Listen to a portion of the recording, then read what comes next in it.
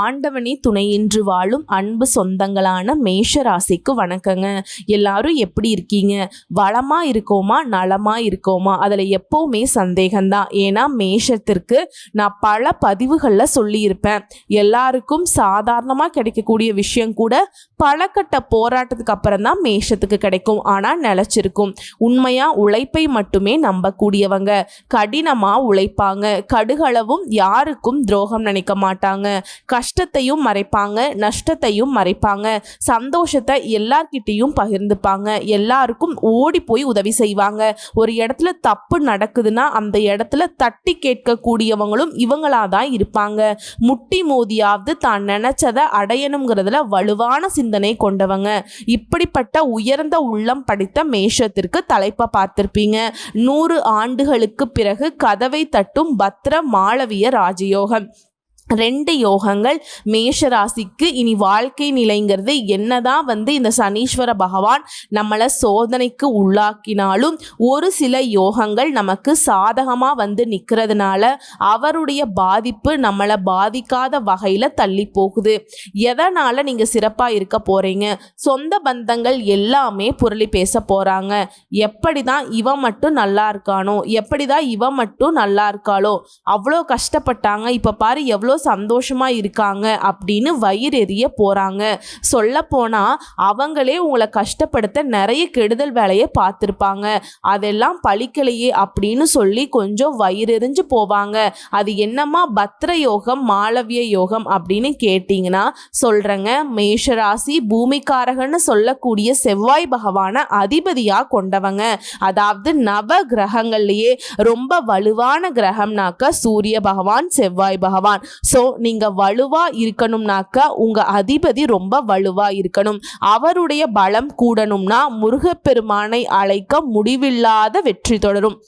முருகப்பெருமானை மறந்தீங்கன்னா முடிவில்லாத பிரச்சனை தொடரும். இப்போ முடிவு பண்ணிக்கோங்க, முருகப்பெருமானை கூப்பிட போகிறீங்களா இல்லை அமைதியாக இருக்க போகிறீங்களா? ஆனால் நான் உங்களுக்கான பலன் சொல்கிறதுக்கு முன்னாடி அவரை வழிபாடு செய்யாமல் இந்த வீடியோ பதிவை என்னால் தொடங்கவும் முடியாது, முடிக்கவும் முடியாது. முதலும் நீயே, முடிவும் நீயே. முருகப்பெருமானே, இந்த முருகப்பெருமான் எந்த அளவுக்கு நமக்கு பாதுகாப்பானவர்னு தெரியுமாங்க? விழ்தொடு பகைவர் அறிய இவன் சொல்தொடு வித்தை விதைக்கிறேன். கந்தானின் சுந்தர தோழகை சுடர்விரும் கண்ணழகை மந்திர சொல்லகை மயக்கும் மதியழகை என்னவென்று சொல்வது என்னை வென்றுவிட்டு செல்கிறதே. அப்பா அழகு சுந்தரா, இந்த அளவுக்கு பெருமை மிகுந்த உயர்ந்த கண்கண்ட கடவுளான முருகப்பெருமான் எந்த அளவுக்கு உங்களுக்கு சொந்தம் தெரியுமா? இறைவன் உங்களுடைய உருவத்தையோ உங்க செல்வத்தையோ பார்க்கிறது இல்லைங்க.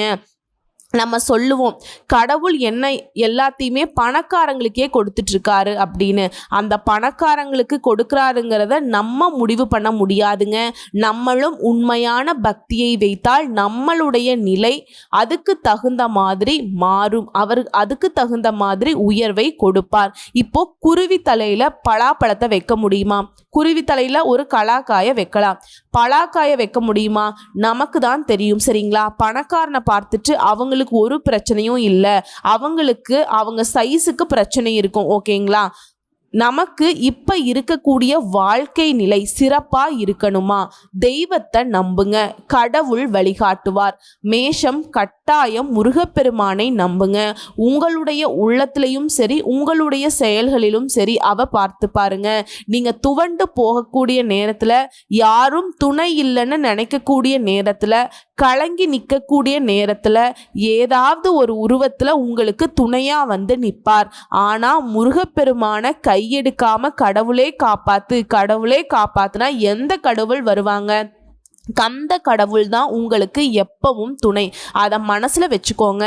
முருகனை ஓம் சரவண பவ, உங்களுடைய முருகப்பெருமானை பற்றி பேச ஆரம்பித்தா இந்த பதிவே போதாதுங்க. ஸோ அவரை நான் வணங்குறேன், அவரை நீங்களும் வணங்கி இந்த பதிவை பாருங்கள். நல்லதொரு மாற்றத்தை இந்த யோகங்கள், அதுவும் 2 யோகங்கள் உங்களுக்கு சாதகமாக வந்திருக்கு. அதுவும் 100 வருடங்களுக்கு பிறகுதாங்க இந்த மாதிரி யோக அமைப்பு உருவாகி இருக்கு. இப்போ ஜோதிட சாஸ்திரப்படி ஒவ்வொரு கிரகமும் ஒவ்வொரு கால இடைவெளியில தன் ராசியை மாத்திக்கிட்டே இருப்பாங்க. அப்ப வந்துட்டு சில ராஜ யோகங்கள் உருவாகும். இது மனிதர்களுடைய வாழ்க்கையில தாக்கத்தை ஏற்படுத்தும். அதுவும் சில நேரங்கள்ல ஒரே வேளையில ஒன்றுக்கு மேற்பட்ட ராஜ யோகங்கள் உருவாகுவதனால சில ராசிகளுக்கு மிகவும் சிறப்பான பலன்கள் கிடைக்கும். அந்த வகையில வரக்கூடிய ஜூன் மாதத்துல 2 ராஜயோகங்கள் ஒன்னா உருவாக போகுது. அது எந்த கிரகங்களால அப்படின்னு பார்த்தோம்னா, அசுரர்களுடைய குருவான சுக்கிரன் தன்னுடைய சொந்த ராசியான ரிஷப ராசியில நுழைவதனால மாளவிய ராஜயோகம் உருவாக போகுதுங்க. அதே சமயம் புதன் பகவானும் தன்னுடைய சொந்த ராசியான மிதுன ராசியில நுழைவதனால பத்ர ராஜயோகம் உருவாகி இருக்கு.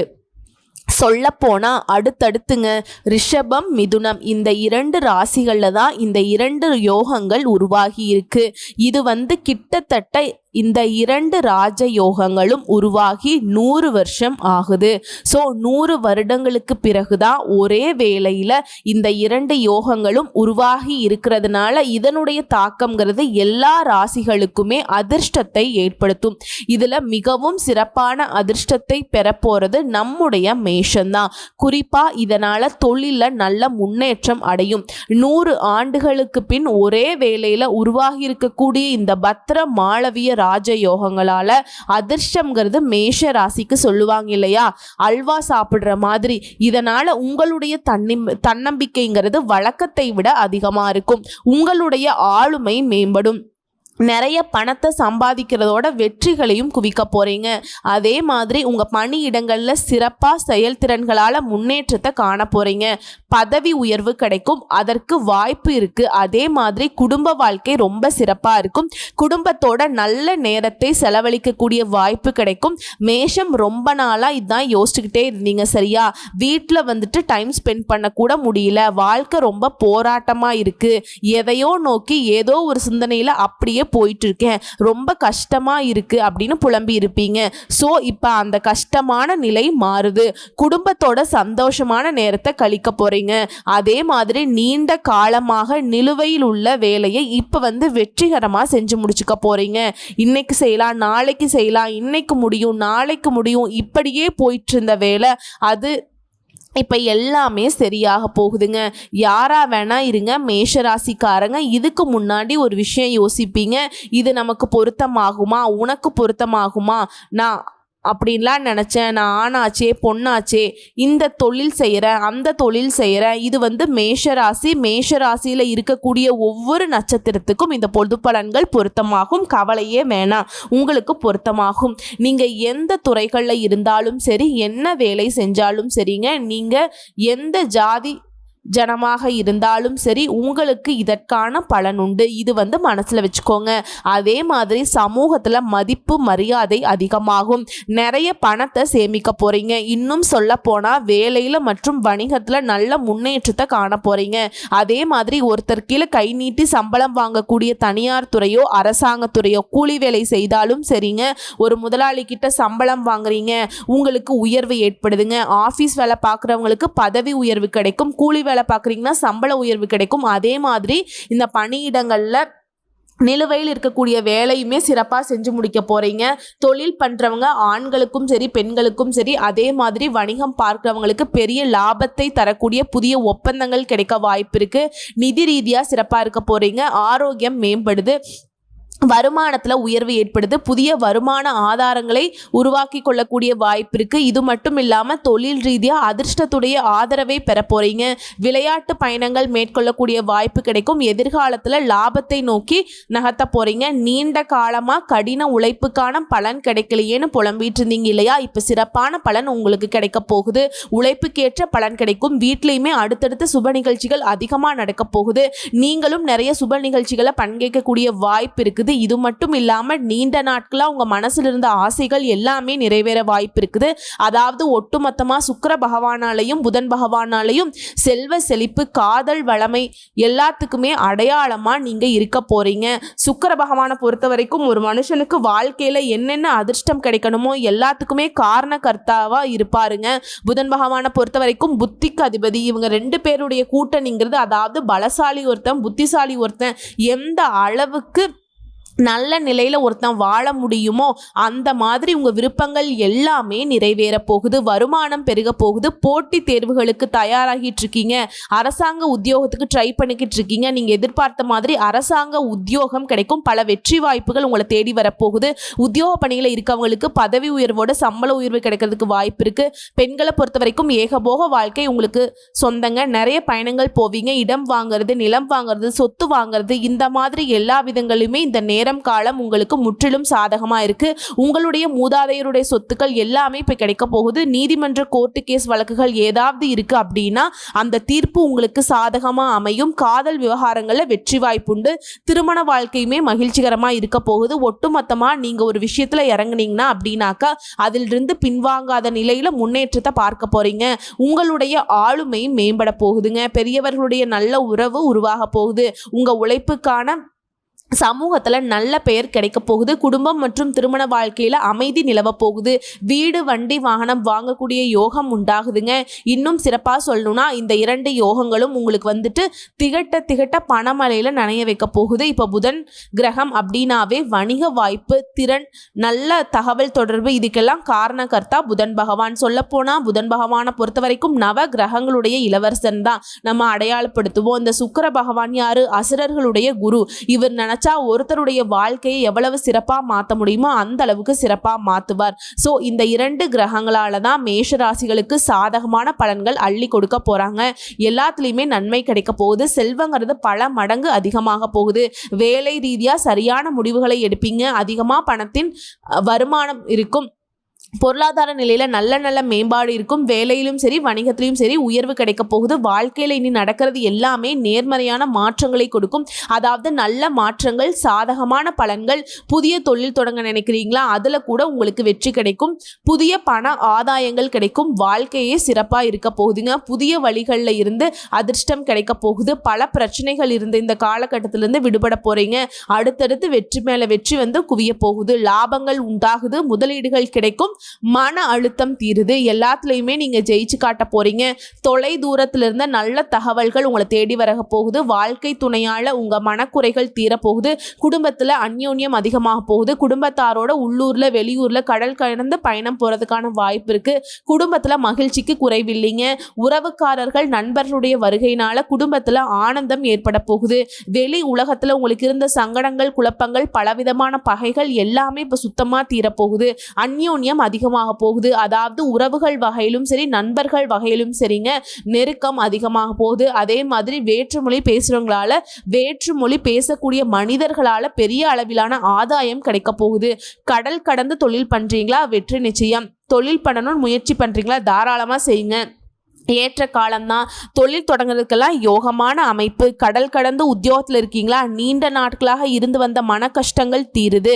தாய் நாட்டிற்கு திரும்புறதுக்கு முயற்சி பண்றீங்களா? அனுகூலம் ஏற்படும். அதே மாதிரி தினம்தோறும் உடல் ஆரோக்கியத்தை பொறுத்த வரைக்கும் உடற்பயிற்சி செய்வது நல்லது. தொழில் தொடங்கக்கூடிய யோகம் உண்டாகுது. முதலீடுகள், சேமிப்புகள் செய்வது நல்லதுங்க. இதுவரைக்கும் இருந்து வந்த அனைத்து பிரச்சனைகளுமே தீரப்போகுது. தொட்ட காரியங்கள் எல்லாத்துலேயுமே ஜெயிப்பதற்கான மன தைரியம் பிறக்க போகுது. அதே மாதிரி எல்லாத்தையுமே வாங்கக்கூடிய யோகம் இருக்குங்க. குடும்பத்தில் இருக்கக்கூடிய மாற்று கருத்துக்களை எல்லாத்தையுமே சரி செஞ்சு குடும்ப ஒற்றுமையை பலப்படுத்துவீங்க.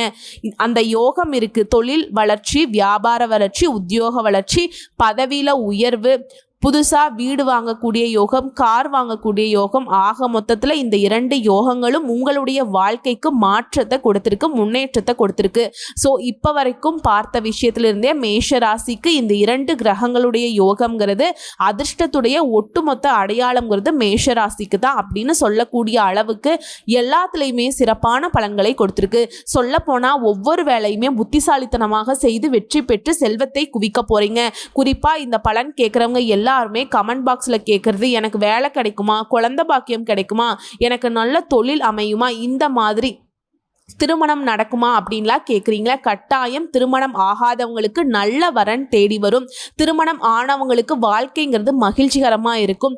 தம்பதிகளை பொறுத்த வரைக்கும் இருவருமே உணர்வுகளை மதித்து நடந்துப்பீங்க. நட்பு வட்டாரம் சிறப்பாக இருக்குது. வேலை இல்லாதவங்களுக்கு புதுசாக வேலை தொடங்கணும்னு நினைக்கிறீங்களா? நீங்கள் நினச்ச மாதிரி முயற்சி பண்ணுங்க. நல்ல பலனோடு நல்ல சம்பளத்தோடு நல்ல வேலை கிடைக்கும். குழந்தை பாக்கியம் கட்டாயம். முருகனை வழிபாடு செய்யுங்க. ஒவ்வொரு மாதமும் வரக்கூடிய சஷ்டி விரதத்தை கடைபிடிங்க. குழந்தைக்காக போராடுறவங்களுக்கு, குழந்தைக்காக கனவு காண்றவங்களுக்கு இந்த விரதம் அதீத பலன் கொடுக்கும். புரியுதுங்களா? வேலுண்டு வினை இல்லை, மயிலுண்டு பயம் இல்லை. கந்த கடவுள் இருக்க, கருணை மூர்த்தி இருக்க, கவலை இல்லாத நிலையை கட்டாய மேஷ ராசிக்கு அருளிடுவார். இந்த இதில் எந்த சந்தேகமும் வேண்டாம். இந்த 2 கிரகங்களுடைய யோகம்ங்கிறது உங்களுக்கு திரும்ப திரும்ப சொல்கிறேங்க, அதிர்ஷ்டத்துடைய அடையாளமாக மேஷராசியை மாற்றி கொடுத்துருக்கு. வரக்கூடிய வாய்ப்பை மட்டும் கரெக்டாக பயன்படுத்தணும். அதே மாதிரி ஒவ்வொரு செவ்வாய்க்கிழமையும் முருகப்பெருமானுடைய ஆலயத்துக்கு போயிட்டு அவருக்கு ரொம்ப பிடிச்சமான தேனும் தினைமாவும் நெய்வேத்தியமாக கொடுங்க. பாலபிஷேகம் செய்து செவ்வரளி மாலையிட்டு அவருடைய பெயரில் அர்ச்சனை செய்ய குடும்பத்துக்கு சுபிக்ஷம் மேம்படும், வெற்றிகள் தொடரும், தடைகள் விலை, நினைத்தது நிறைவேறும், செழிப்பான வாழ்க்கை அமையும், வளமா நலமா வாழ அந்த வேலவன் உங்களுக்கு துணை வருவார். எல்லாமே ஓகேமா? ஏதாவது வழிபாடு இருக்கா? நான் முருகப்பெருமானை வழிபாடு செய்கிறேன், அது என்னைக்கும் நான் மறக்க மாட்டேன், வேற ஏதாவது தெய்வத்தை நான் வழிபாடு செஞ்சால் என்னுடைய வாழ்க்கை இன்னும் சிறப்பாக இருக்குமா அப்படின்னு கேட்குறவங்களுக்கு ஒவ்வொரு வெள்ளிக்கிழமைகளும் காமாட்சி அம்மனுக்கு சன்னதியில் இருக்கக்கூடிய ஆலயத்துக்கு போயிட்டு வழிபாடு செய்கிறது சிறப்பு. இதனால் என்ன பலன் கிடைக்கும்னா, திருமணம் கனிந்து வரும். திருமண பேச்சுவார்த்தைகள் தாராளமாக மேற்கொள்வதற்கான சாதகத்தை ஏற்படுத்துங்க. குழந்தை பாக்கியம் இல்லாதவங்களுக்கு குழந்தை பாக்கியம் ஏற்படுறதுக்கான வழி பிறக்கும். அதே மாதிரி மருத்துவ சிகிச்சையில் நோய் நொடியில் பாதிக்கப்பட்டிருந்தவங்களுக்கு இந்த மீனாட்சி அம்மனை வழிபட்டா அதை உடல்நிலை எல்லாமே நல்லா மாறிடுங்க. காமாட்சி அம்மனையும் மீனாட்சி அம்மனையும் கட்டாயம் வழிபாடு செய்யுங்க. அவங்கள நினச்சிட்டு வீட்டில் தீபம் ஏற்றி வழிபாடு செய்கிறது சிறப்புங்க. ஸோ இப்போ வரைக்கும் பார்த்த பலன்கள் எல்லாமே மேஷ ராசிக்கு இந்த பத்திர யோகம், மாளவிய யோகம், அதாவது சுக்கிர பகவானாலையும் புதன் பகவானாலையும் ஜூன் மாதத்துல இருந்து நீங்கள் நல்லா இருக்க போகிறீங்க. ரொம்ப ரொம்ப ரொம்ப நல்லா இருக்க போகிறீங்கிறத தெரியப்படுத்தியாச்சு. வாழ்த்துக்கள்ங்க. நல்லதே நடக்கட்டும். நன்றி, வணக்கம்.